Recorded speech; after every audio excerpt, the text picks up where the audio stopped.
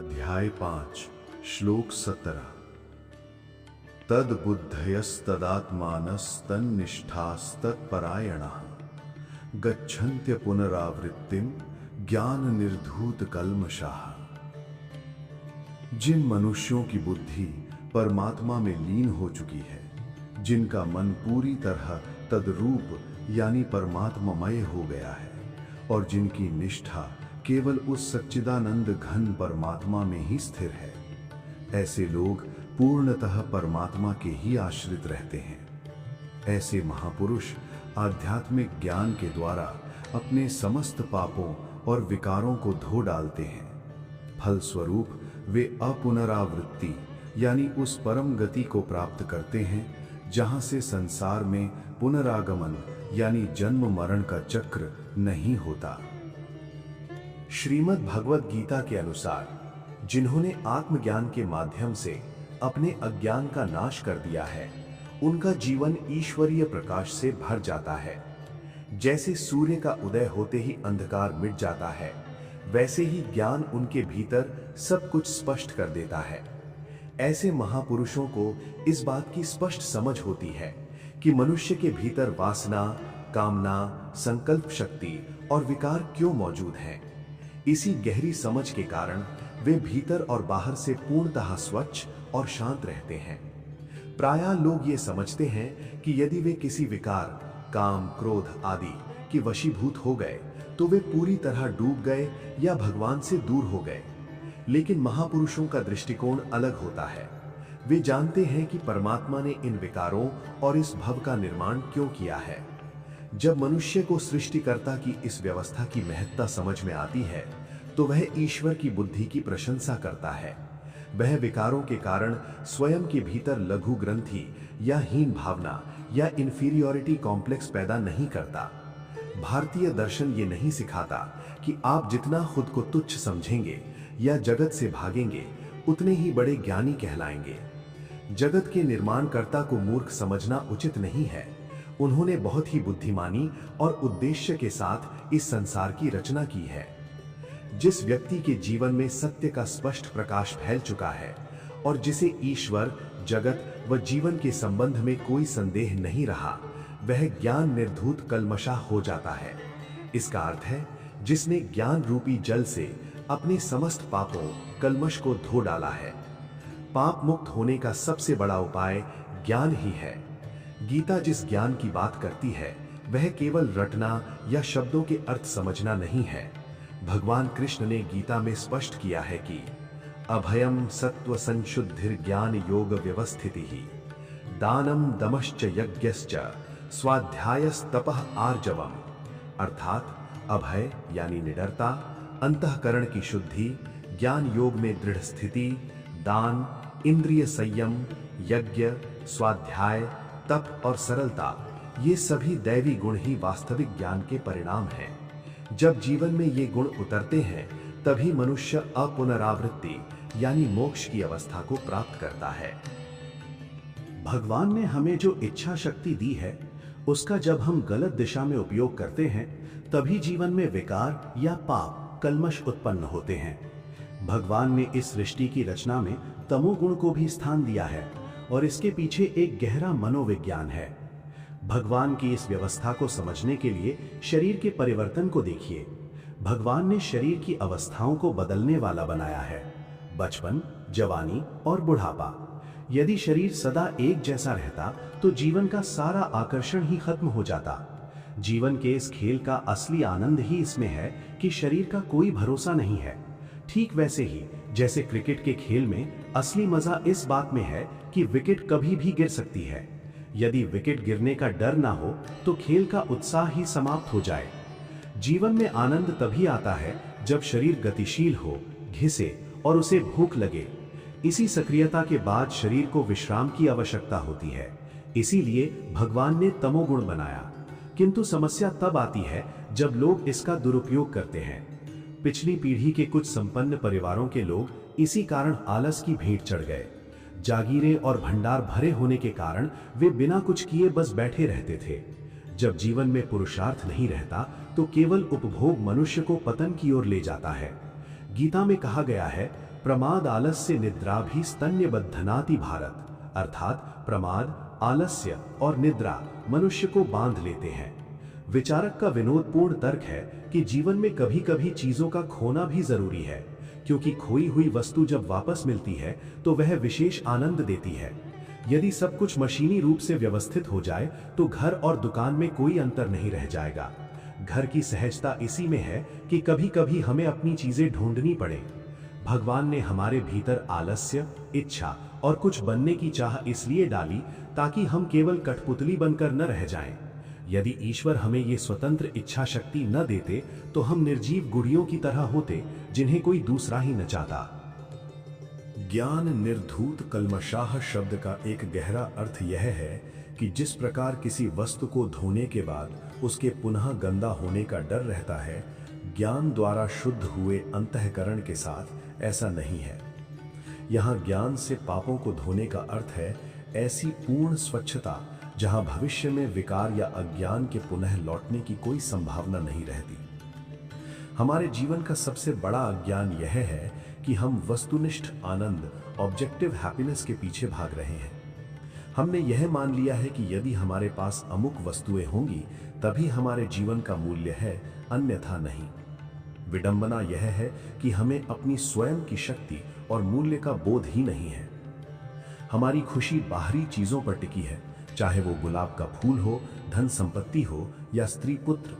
जब तक हमारा आनंद बाहरी वस्तुओं और व्यक्तियों पर निर्भर रहेगा तब तक दो बातें बनी रहेंगी, अपनी चीजों को खोने का डर और दूसरों की चीजों को हासिल करने की इच्छा। इसी होड़ में व्यक्ति दूसरों की वस्तुओं को प्राप्त करने के लिए कभी कानूनी तो कभी गैर कानूनी रास्तों का चुनाव करता है। आज के युग में धन कमाने का अर्थ अक्सर दूसरों की जेब से पैसा निकालना होता है। इसके लिए विज्ञापन का सहारा लिया जाता है। विज्ञापनों का मुख्य उद्देश्य ही व्यक्ति को ललचाना और उन चीजों की मांग पैदा करना है जिनकी उसे वास्तव में जरूरत ही नहीं है। भारतीय अर्थशास्त्र का सिद्धांत, प्राचीन भारतीय दृष्टिकोण के अनुसार पहले मांग पैदा होनी चाहिए, उसके बाद आपूर्ति होनी चाहिए। यदि इस क्रम का पालन हो तो समाज में आर्थिक असंतुलन या समस्याएं उत्पन्न ही ना हो। आज का अर्थशास्त्र इसके विपरीत है। यहाँ पहले बाजार में माल भर दिया जाता है और फिर विज्ञापनों के माध्यम से कृत्रिम मांग पैदा की जाती है। यह उल्टा अर्थशास्त्र ही जीवन में लालच और तनाव का मुख्य कारण है। आज हमारे जीवन का केंद्र वस्तुनिष्ठ आनंद बन गया है। अपनी वस्तुओं को संभालना, दूसरों की वस्तुएं हथियाने की कोशिश करना और ये सुनिश्चित करना कि कोई हमारी चीज न ले ले, यही आज के जीवन का अर्थ बनकर रह गया है। किंतु जिन्होंने इस बाहरी सुख से कहीं ऊपर के आनंद का अनुभव कर लिया है, वे वस्तुओं से मोह नहीं रखते। जो वस्तुओं से नहीं चिपकते, वे सीधे परमात्मा के सानिध्य में आ जाते हैं और फिर जन्म मरण के चक्र में नहीं फंसते। इसे ही गीता अपुनरावृत्ति कहती है। अक्सर लोग प्रश्न करते हैं कि भगवान ने इस संसार की रचना क्यों की। इसका उत्तर है एक खेल के रूप में, बिना किसी विशेष आवश्यकता के की गई क्रिया ही खेल है। जैसे कोई व्यक्ति अकेला बैठा हो और दीवार पर गेंद फेंके, फिर उसे लपके और दोबारा फेंके। यदि कोई तर्कशास्त्री उससे पूछे कि अगर गेंद चाहिए तो फेंक क्यों रहे हो और नहीं चाहिए तो लपक क्यों रहे हो, तो वो व्यक्ति यही कहेगा कि ये खेल है, इसमें तर्क मत ढूंढो। ठीक इसी प्रकार परमात्मा भी खेल रहे हैं। वे इंसान रूपी मिट्टी की गेंद को संसार में फेंकते हैं और फिर उसे अपनी ओर खींचते हैं। यदि गेंद गीली मिट्टी की तरह मोह माया की जमीन से चिपक गई तो वो वापस परमात्मा के हाथ में नहीं लौट पाएगी। जो लोग संसार की वस्तुओं में नहीं चिपकते, वही वापस परमात्मा तक पहुंच पाते हैं। जो मोह में फंस जाते हैं, वे बीच में ही कहीं अटक जाते हैं।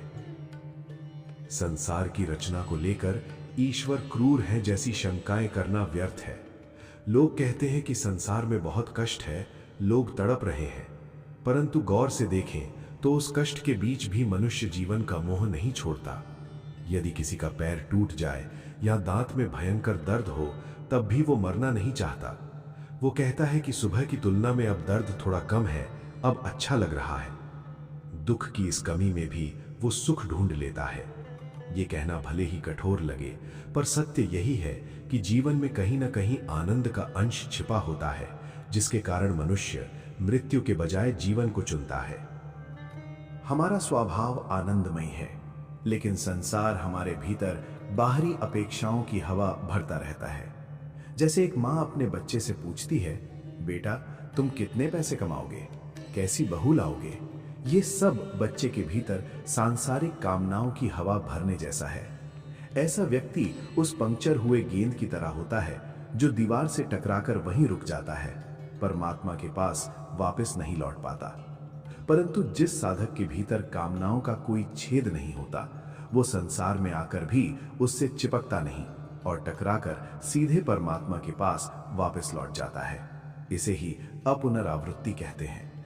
ऐसे भक्त जब दोबारा संसार में आते भी हैं तो अपनी इच्छा से नहीं, बल्कि भगवान की इच्छा से, लोक कल्याण के लिए आते हैं। उन्हें यहाँ की वस्तुओं का कोई चटका या आसक्ति नहीं सताता। गीता के अनुसार जो दुखों में विचलित नहीं होता और सुखों की लालसा नहीं करता, वही स्थित प्रज्ञ है। शास्त्रों में राग शब्द का एक गहरा अर्थ है। उदाहरण के लिए, यदि आपने जलेबी खाई और वो अच्छी लगी तो ये राग नहीं है, लेकिन यदि उस स्वाद का विचार शाम तक मन में बना रहे और आप बार बार उसे पाने की योजना बनाने लगे, तो वो राग या आसक्ति है। पशु योनि और अविकसित जीव केवल शारीरिक क्रिया के रूप में भोग भोगते हैं, लेकिन मनुष्य उन भोगों का मानसिक चटका लगा लेता है। जो इस मानसिक चटके या आसक्ति से मुक्त हो जाता है, वही मोक्ष या अपुनरावृत्ति का अधिकारी बनता है।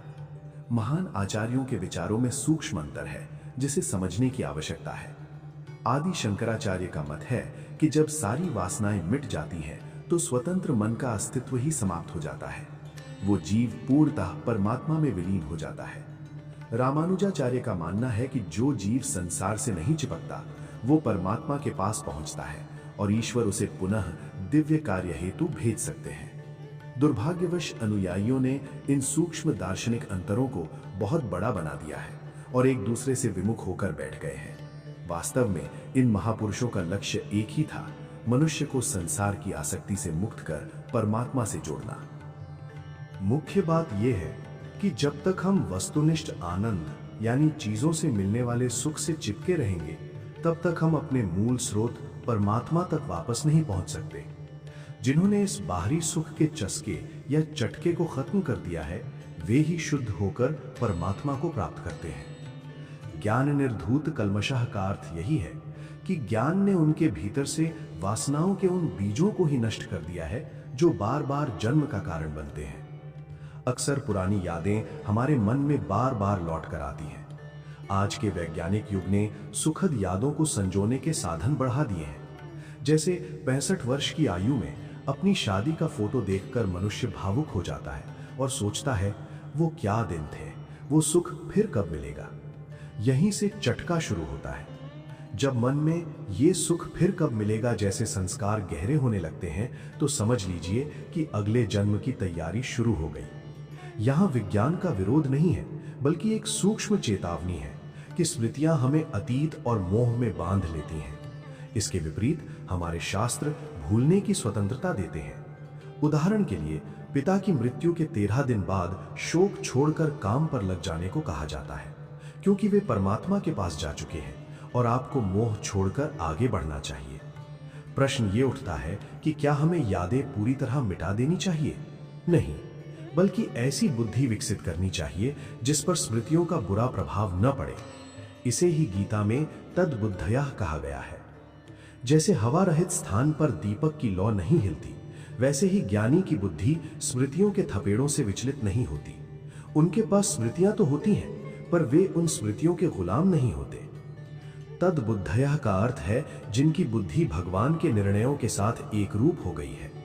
संत एकनाथ या नामदेव जैसे महापुरुषों के निर्णय अपने नहीं, बल्कि उनके भीतर बैठे परमात्मा के होते थे। जब तक हमारा अंतःकरण परमात्मा से सीधे संवाद न करने लगे, तब तक हमें कृष्ण बुद्धया होना चाहिए, अर्थात जो निर्णय कृष्ण ने गीता में दिए हैं, वही हमारे निर्णय होने चाहिए। आज हमारी स्थिति इसके उलट है।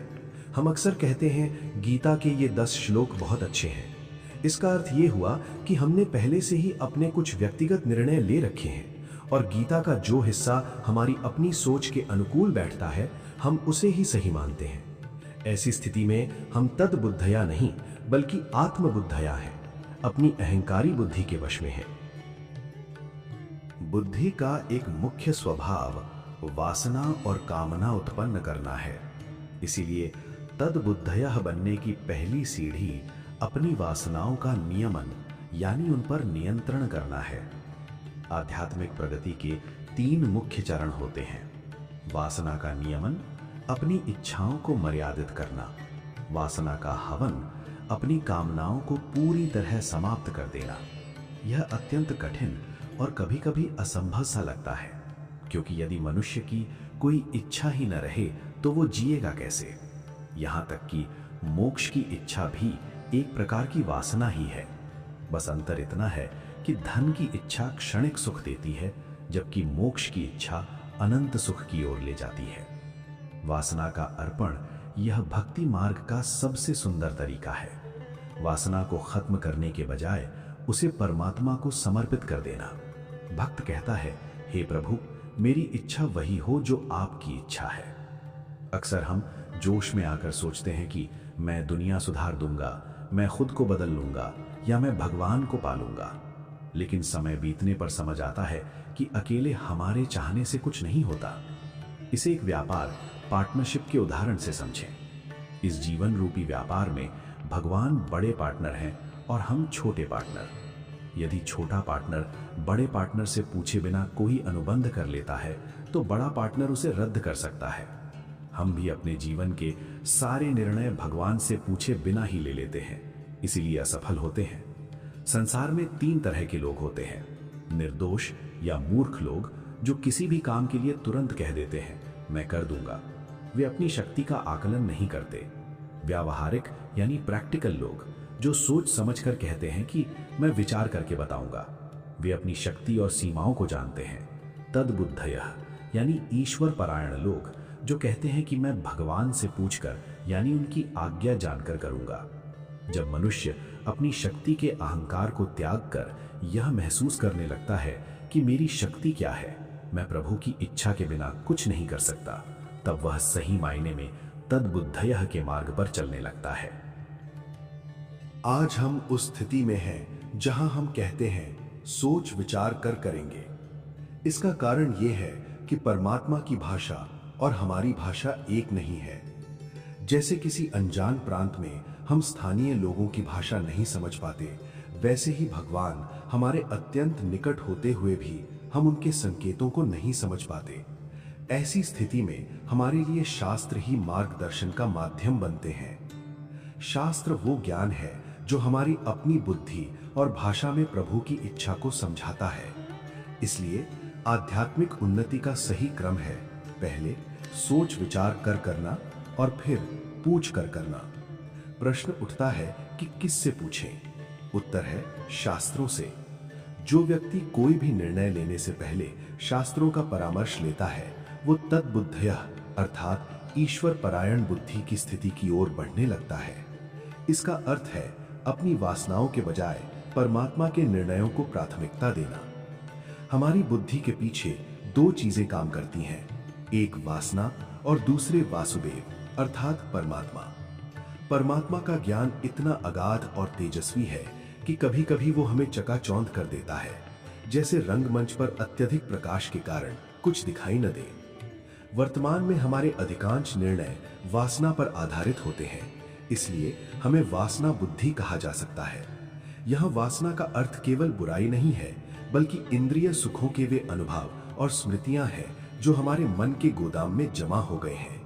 जब हम आत्मिक आनंद की बात करते हैं तो वासना के इन पुराने अनुभवों का कोई मूल्य नहीं रह जाता। आज हमारी स्थिति ये है कि हम गीता पढ़ना है या नहीं, ये भी अपनी वासना से पूछ कर तय करते हैं। हम अक्सर इसलिए पढ़ते हैं ताकि स्वर्ग मिले या हमारे पाप कट जाए। शास्त्रों में हमारी रुचि बनाए रखने के लिए फलश्रुति को बहुत रोचक ढंग से प्रस्तुत किया गया है। जैसे गणपति अथर्वशीर्ष में कहा गया है, सायं अधियानो दिवस कृतं पापम नाशयति, प्रातः अधियानो रात्रि कृतं पापम नाशयति, सायं प्रातः प्रयुञ्जानो अपापो भवति। अर्थात शाम के समय पाठ करने से दिन भर के पाप नष्ट हो जाते हैं और सुबह पाठ करने से रात के पाप दूर हो जाते हैं। जो सुबह शाम दोनों समय पाठ करता है वो पूरी तरह निष्पाप हो जाता है। हमारे अधिकांश निर्णय वासना पर आधारित होते हैं, जबकि महापुरुषों के निर्णय तद्बुद्धयः होते हैं। यहाँ वासना से घृणा करने की आवश्यकता नहीं है, बल्कि उसे समझने की जरूरत है। वासना का अर्थ है वे इंद्रिय सुख जो हमने स्वयं भोगे हैं या दूसरों से उनके बारे में सुना है और उन्हें अपने मन में संजो कर रखा है। हमारी वासनाओं का जन्म इन्हीं भौतिक सुखों से होता है। सच्चा ज्ञानी वह है जिसकी बुद्धि निर्णय लेते समय वासना के बजाय प्रभु की शरण लेती है। इसके लिए ईश्वर की शक्ति और उनके सानिध्य पर 100% विश्वास होना अनिवार्य है। जब तक हमें ईश्वर की सामर्थ्य का अनुभव नहीं होता, तब तक हम उनसे परामर्श करने का विचार भी नहीं करते। अक्सर लोग कहते हैं कि मैं इतने समय से यहाँ हूँ, पर मुझे ईश्वर का पता ही नहीं चला। केवल ईश्वर का पता जान लेना पर्याप्त नहीं है, उनसे परिचय होना चाहिए और उनकी भाषा समझ में आनी चाहिए। जब साधना के माध्यम से ये परिचय प्रगाढ़ होता है, तब मनुष्य सही अर्थों में तद्बुद्धयः बन जाता है। तदात्मानः प्रभुमय जीवन। तदात्मानः का अर्थ है वे लोग जो पूरी तरह भगवद रूप हो गए हैं। ईश्वर सत्यम शिवम सुंदरम और सच्चिदानंद स्वरूप है। ऐसे महापुरुष भी उसी आनंदमय स्वरूप में स्थित हो जाते हैं। तदात्मानः होने का अर्थ है किसी भी क्षण प्रभु को न भूलना। भोजन करते समय, टहलते समय, खेलते समय और यहाँ तक कि सांसारिक व्यवहार करते समय भी ईश्वर का विस्मरण न हो। केवल नाम सच्चिदानंद रख लेने से कोई भगवद रूप नहीं हो जाता। हम लोगों ने भगवान के साथ एक अपॉइंटमेंट तय कर रखा है, जैसे सुबह 7 से 7:30 बजे तक पूजा करना और बाकी समय उनसे दूर रहना। हमारे शास्त्र कहते हैं कि आप चाहकर भी ईश्वर से दूर नहीं रह सकते।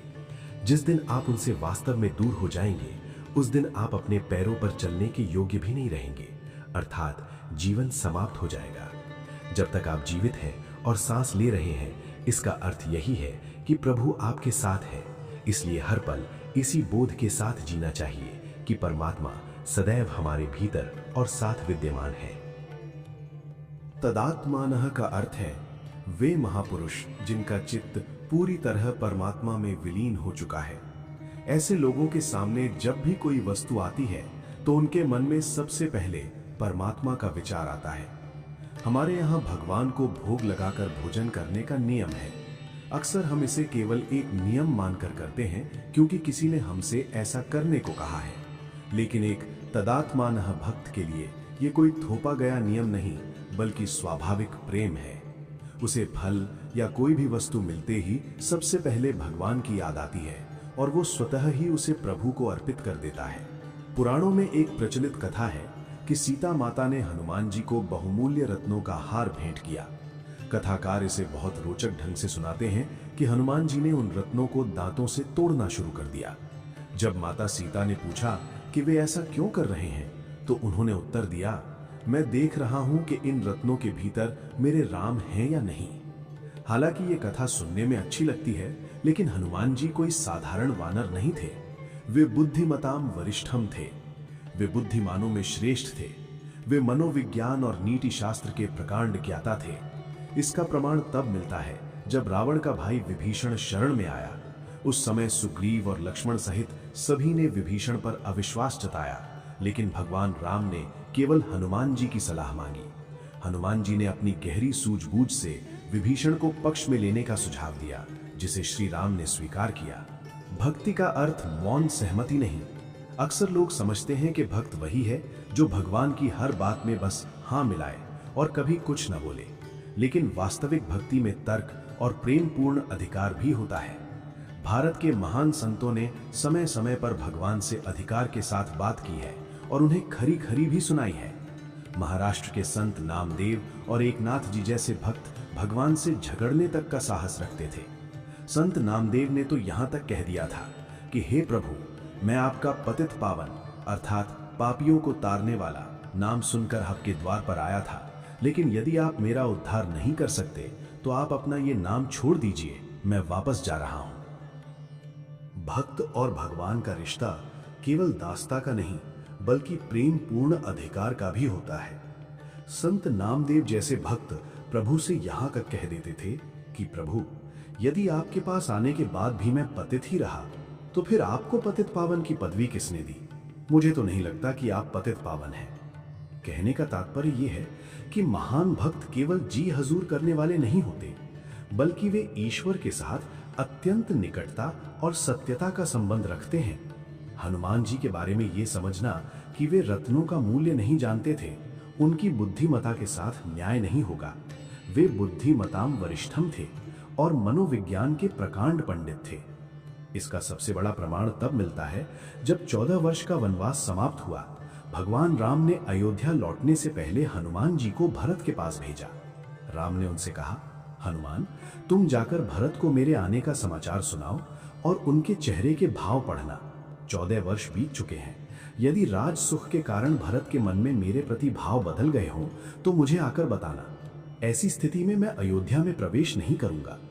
हजारों लोगों में से केवल हनुमान जी को इस कार्य के लिए चुनना सिद्ध करता है कि वे कितने बड़े मनोवैज्ञानिक थे। हनुमान जी जैसे तदात्मानः अर्थात परमात्मामय भक्त रत्नों या धन की कीमत समझते थे, लेकिन उनकी कसौटी अलग थी। उनके लिए उस धन या रत्न का महत्व तभी था जब वो उनके प्रभु के काम आ सके। यदि वो रत्न उनके आराध्य की सेवा में उपयोगी नहीं है तो उनके लिए वो साधारण पत्थर के समान था। यही तदात्मानः होने की पहचान है। जब भी धन या कोई सुख सुविधा मिले तो सबसे पहले मन में ये विचार आए कि ये प्रभु के काम कैसे आ सकता है। श्रीमद् भगवद गीता के इस प्रसंग में भगवान के प्रति अनन्य अनुराग को 4 शब्दों में समझाया गया है। इसमें तन्निष्ठाः का अर्थ है केवल परमात्मा में अडिग विश्वास। संसार में हमारी निष्ठाएं बिखरी हुई हैं। कोई धन में निष्ठा रखता है, कोई कीर्ति में, तो कोई परिवार में। ये सांसारिक निष्ठाएं हमें कठपुतली की तरह नचाती हैं, लेकिन सच्चा साधक अपनी सारी निष्ठाएं केवल ईश्वर में केंद्रित कर देता है। तत्परायणः शब्द में अयन का अर्थ है घर और पर का अर्थ है श्रेष्ठ, अर्थात जिसका श्रेष्ठ घर केवल परमात्मा का निज धाम ही है। भगवान स्वयं कहते हैं, यद गत्वा न निवर्तन्ते तद धाम परमम मम। जहां पहुंचकर मनुष्य पुनः संसार में वापस नहीं आता, वही मेरा परम धाम है। इसी संदर्भ में नारायण शब्द का दार्शनिक अर्थ भी गहरा है। नार का अर्थ जल होता है। एक विचारधारा के अनुसार जल ही सृष्टि का आधार है और परमात्मा जल में निवास करते हैं, तज्जलान। हालांकि पूर्ण दर्शन और श्रेष्ठ शास्त्र केवल भौतिक जल को ही ईश्वर का आधार नहीं मानते, बल्कि इसे एक प्रतीकात्मक संकेत के रूप में देखते हैं। एक विनोदपूर्ण उदाहरण, ईश्वर के निवास का तर्क। विचारक ने एक रोचक किस्से के माध्यम से बताया है कि कैसे एक पंडित ने खटमलों मतगुणों से परेशान होकर तर्क दिया कि माता लक्ष्मी कमल में रहती हैं, भगवान विष्णु क्षीर सागर में सो रहे हैं और महादेव हिमालय पर जा बैठे हैं। उसने विनोद में कहा कि शायद इन देवताओं ने ये स्थान इसलिए चुने ताकि वहां खटमल न पहुंच सके, परंतु वास्तविकता ये है कि ईश्वर किसी भय या विवशता से वहां नहीं है। वे तो गतिर भरता प्रभु साक्षी हैं, अर्थात वे ही परम गति भरण पोषण करने वाले स्वामी और सबके साक्षी हैं। जो लोग अपनी बुद्धि, मन और निष्ठा को पूरी तरह परमात्मा में अर्पित कर देते हैं, वे ज्ञान निर्धूत कल्मशाह कहलाते हैं। ज्ञान की अग्नि उनके संचित पापों को जलाकर भस्म कर देती है।